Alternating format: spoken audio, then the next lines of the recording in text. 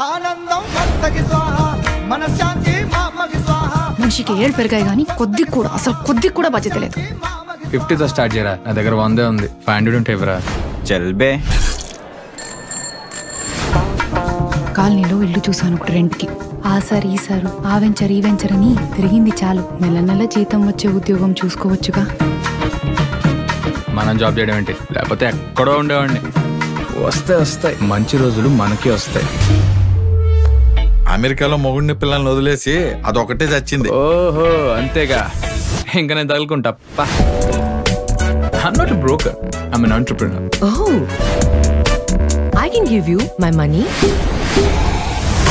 మాకు పార్ట్నర్స్ ఉంటారు, మేము బిజినెస్లు చేస్తాం. బంజారా హిల్స్ లక్ష్మణ్. కొంచెం అటువైపు. బట్టలకి 18,000. ఈ మాత్రం మెయింటైన్ చెయ్యాలి. డబ్బులు చేతిలో పడంగానే మాటలు మార్చావే. నీకున్న రోజు ఉగాది, లేని రోజు శివరాత్రి.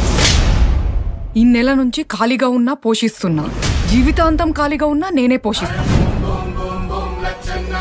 ఇది ఒక్కటే తక్కువ అనుకున్నా, ఈ శాఖలు కూడా ఉన్నాయితే మనకి. అసలు నా పేరు వాడుకొని అప్పు చేయడానికి సిగ్గులేదా నీకు?